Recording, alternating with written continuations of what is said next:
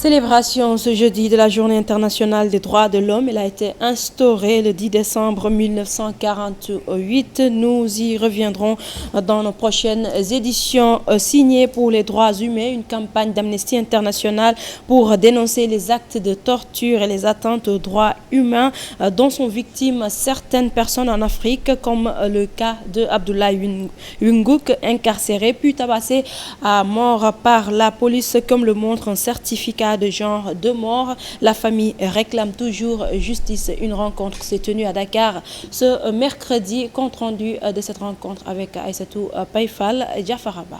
SMS, lettres, courriers, fax, messages sur Twitter ou Facebook, une forme de soutien aux atteintes aux droits humains. La campagne d'Amnesty International, Marathon des lettres, un appel à la liberté et à la fin de l'impunité. Nous allons demander aux Sénégalais, aux Africains, à l'opinion internationale de se mobiliser pour demander au gouvernement d'arrêter les exactions, pour demander également aux responsables, aux dirigeants locaux de faire en sorte que les répressions qui s'exercent sur les militants des droits de l'homme, sur les personnes individuelles, sur les leaders d'opinion puissent s'arrêter. Une campagne qui porte ses fruits, selon le chargé de campagne. Qui ont mobilisé pour le cas de Dominique Lopi à Kolda. Il nous a fallu 7 ans pour que justice soit faite, que les personnes, les policiers qui étaient impliqués soient libérés. Nous avons également les cas de jeunes filles au Nigeria qui avaient accès aux services de soins 4 jours par semaine. Grâce à notre mobilisation également, nous sommes parvenus à mettre la pression sur le gouvernement nigérian. Sans doute raison pour laquelle ce père de famille s'appuie sur ce concept, écrire pour les droits humains, pour voir un jour la vérité triompher. Urgent pour que l'amnistie puisse porter un coup de puce. Puisque je suis un homme sans force. Parce que si j'avais une force telle, alors je l'ai usée depuis longtemps. Mais je veux que ma force soit légale. Abdoulaye Winguk, mort en détention en 2010, Fred et Yves de la République démocratique du Congo, Walid Abou Al-Khair, avocats spécialistes des droits humains, victimes eux aussi de leurs opinions, à en croire le rapport annuel 2014 d'Amnesty International, près de 3/4 des États, 119 sur les 160 couverts, restreindrait la liberté d'expression, et ce, de façon arbitraire. L'administration pénitentiaire a un nouveau patron, c'est le lieutenant-colonel Daoud Diop de la gendarmerie. Il remplace à ce poste Cheikh Amadou Tidiane Diallo. Nous y reviendrons également dans nos prochaines éditions. Suite aux divergences qui secouent l'Union démocratique des enseignants, la secrétaire générale de la structure joue la carte de l'apaisement. Awa Wade rejette toutefois les accusations de ses camarades dissidents qui lui reprochent une gestion solitaire et un tripatouillage des textes de l'UDEN. Le bureau exécutif national du 10 syndicat faisait face à la presse ce mercredi. Correspondance Cheikh Anta Diop Seylatir. Tout de rouge vêtus, les blouses blanches désertent les postes de santé et se retrouvent au district sanitaire de Thiès. Pour un sit-in, ils protestent contre. Accusé par certains de ses camarades d'une gestion solitaire et de tripatouillage des textes de l'UDEN, Awa Wade nie en bloc des allégations fallacieuses pour le secrétaire général du dit syndicat. Les camarades se trompent.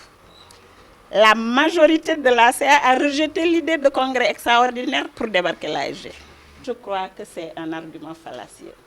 Dire à quelqu'un, vous faites une gestion solitaire, donc nous allons aller à un congrès extraordinaire, je crois que c'est cousu de fil blanc. Hein?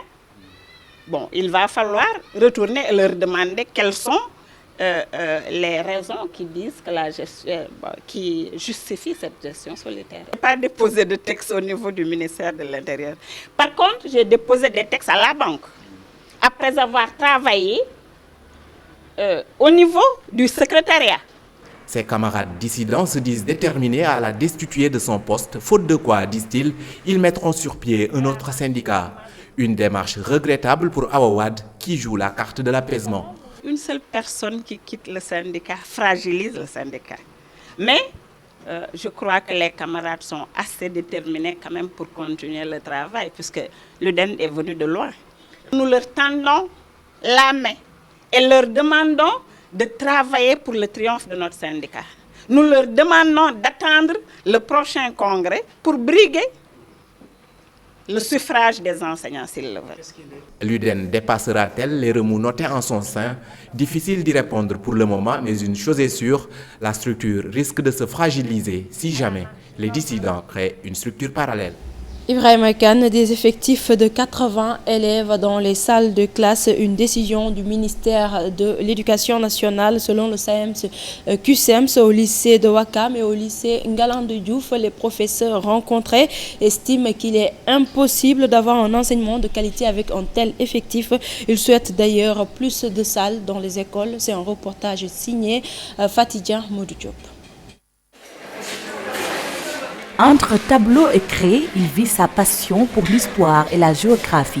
Ce matin, M. Diao dispense un cours sur le tremblement de terre. La concentration est de mise, l'ambiance conviviale. La salle est aérée avec un effectif de moins de 40 élèves. Sur donc, la liste nominative de la classe, je crois qu'il y a 37 élèves.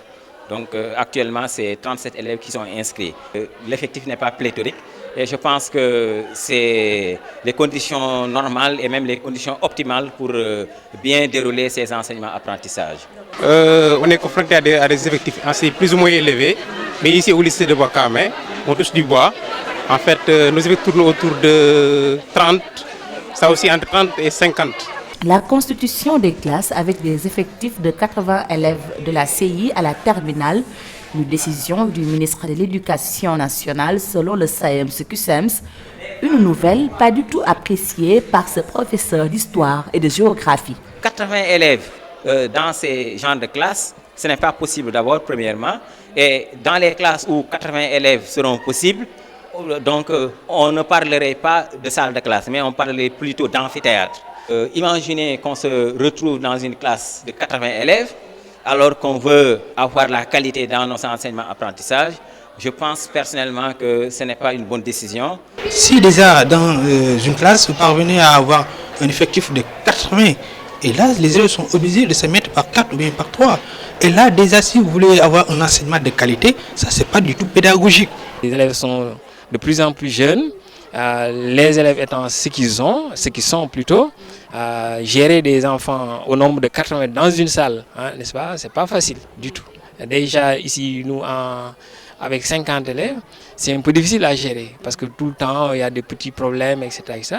Mais bon, je pense que 80 quand même, c'est un peu difficile à gérer. Dans sa carrière de près de 2 décennies, l'actuel censeur du lycée de Ouakam n'a jamais eu de classe avec un effectif de plus de 60 élèves. J'ai fait 17 ans dans les salles. J'ai eu à gérer des classes des effectifs de 60. J'ai de 60. Et puis dans le secondaire, des terminales qui allaient jusqu'à 60, des premières de 60, des secondes de 60. Mais on arrive à gérer ces effectifs. Les professeurs rencontrés proposent plus de salles de classe et des mesures d'accompagnement pour un enseignement de qualité au Sénégal. Sitting des agents de santé de Thiès, les infirmiers, chefs de poste et agents de santé sont sortis en masse ce mercredi pour protester contre les coupures d'électricité au niveau de tous les postes de santé du département de Thiès. Ils s'insurgent contre les autorités sur le retard de paiement des indemnités et heures supplémentaires. Correspondance chez Ante Diop, Seylatir. Tout de rouge vêtus, les blouses blanches désertent les postes de santé et se retrouvent au district sanitaire de Thiès. Pour un sit-in, ils protestent contre les coupures d'électricité opérées dans plusieurs postes de santé de Thiès. Les charges d'électricité et d'eau ne peuvent pas être réglées par les structures sanitaires. Ça au moins c'est une vérité. Si nécessairement il faut payer, c'est l'État qui paye qui doit continuer à payer. Sinon, il ne peut pas y avoir de travail dans les structures. C'est aussi simple que ça. C'est aussi simple que ça.